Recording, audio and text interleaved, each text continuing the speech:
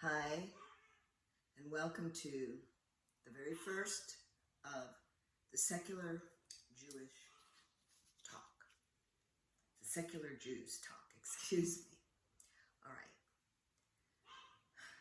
My name is Miss K. And yes, I was a retired teacher of English, high school English. But right now I'm here to talk about the whole thing, how the whole establishment of Israel happened, and I'm going to go before pre-1948, the years running up to it, so we could all put this into the historical context that it needs to be. So, anyways, the first lesson, which will be broken up into about 4 parts, will be about the Zionist terrorists. Okay, you heard me right. There were 4 factions of Zionist terrorists. And today we're going to be talking about the Irgun group, Irgun gang. And you're not going to believe this unless you already know, but the Irgun tribe's descendants who are around today, well, guess who they are? You can make a note, and then later you'll see if you know. All right, first I want to say, what is terrorism? What is the word? What is a terrorist? Because everybody in the Western world, well, in the United States, in Israel, they have no problem identifying Hamas, the Islamic resistance movement, as a terrorist group.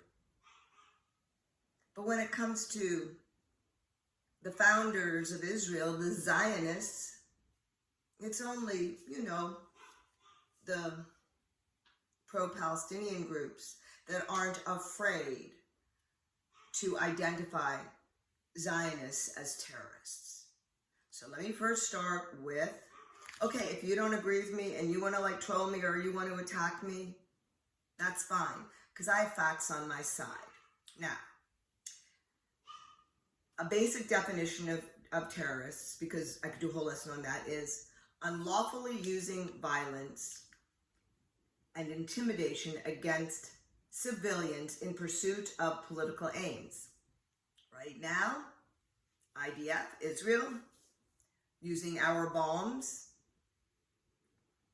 that we supply, it's been up to about 33 billion since October 7, 2023, worth of military aid, but sorry, I digress.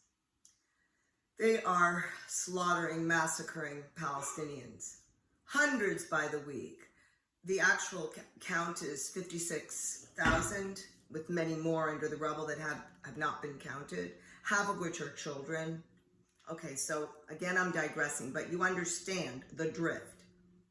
Now, once again, I'm going to say it's unlawfully using violence and intimidation against civilians in pursuit of political aims.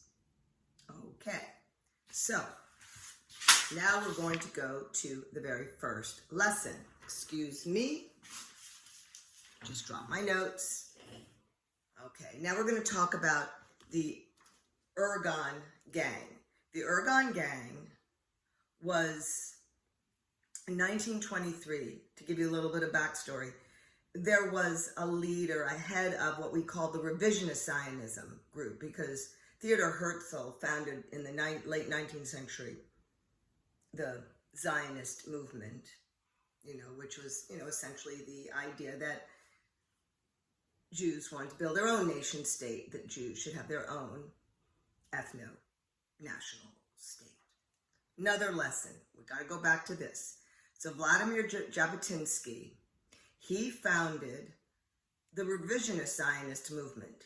And then that was in 1923, almost 9 years later, in 1931,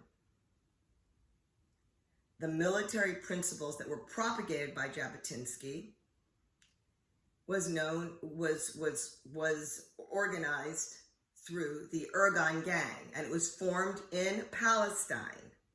Palestine before it was called Israel, when Palestinians were living there. And this was before 1948. They had been living there for at least over 400 years when the Ottoman Empire had controlled it, and before that, thousands of years before that too. But anyway, it's back to this. So this was a military wing. The Ergon Gang was a military wing formed in Palestine by these revisionist Zionists. And it was because they had a break with the Haganah Gang, which is the gang that is now the IDF. And we're going to do the Haganah Gang next time. So anyhow, it was known, the Ergon was known as the National Military Organization. And it was headed at first by a man named Abraham Tahomi. And guess what? He declared that, now listen carefully, that he declared the creator of the National Military Organization, which is another name for Ergon tribe, just like, okay. And he declared, the founder, Avraham Tahomi, that political violence and terrorism, yes, political violence and terrorism, terms you hear all the time now, were legitimate means in the Jewish national struggle for the land of Israel. So they thought it was okay to use terrorism to kill, exterminate, ethnically cleanse, what have you, the Palestinian people, because they wanted the land for themselves. Building in 1938, this gang became active in organizing secret Jewish immigration into Palestine. So they were recruiting people, Europe and so forth. Now, next part. That was back in 1931 when it was founded, and then 1938 when they were recruiting secretly Jewish immigration into Palestine.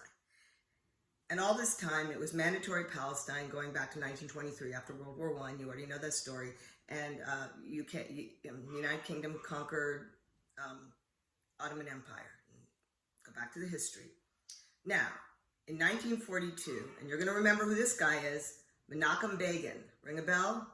He later became a prime minister in Israel. But anyways, he was a leader, what we call Bitar leader. Bitar members were part of the Ergon tribe from Poland. And he succeeded in rearranging and reforming the ranks of this gang and declared a revolt against the British Mandate regime in Palestine. The regime started in 1923, the British Mandate. Now this is 1942. And he led a series of terrorist attacks. Yes, the revisionist Zionists from the Ergon group led a terrorist attack against both British and Palestinian Arabs as the targets. Because they didn't want anybody but themselves, but the Zionists, but the Jews. And the British government declared him a wanted individual and a prize for his arrest. So, you know how like Netanyahu has been identified by ICC, International Criminal Court, as a war criminal, one for the arrest, you know, it sounds familiar, yeah. All right, now Begin at first announced that Israel had come into existence, but that the entire, this is very important, his belief is that the entire homeland has not been liberated. No, not just the sections that Israel have, but the entire greater Israel. This was because his project entailed that greater Israel would include all the lands between the Nile and the Euphrates. So instead of saying from the river to the sea, from the river to the river. But thereafter came to an agreement with the provisional government in Tel Aviv. That was, again, provisional government before 48. To disarm the Ergon gang and turn it into a political movement called Herut, meaning freedom in English. And in 1973, he participated in the creation of the Likud government. So if you had guessed that the descendants of the Ergon gang were the Likud government, you got my question right. So next lesson, we'll talk about the Haganah group, and that's one of the other terrorist groups. So I hope this helped you to understand something about who Zionists are and where they came from. And until next time, have a a good week. Thanks.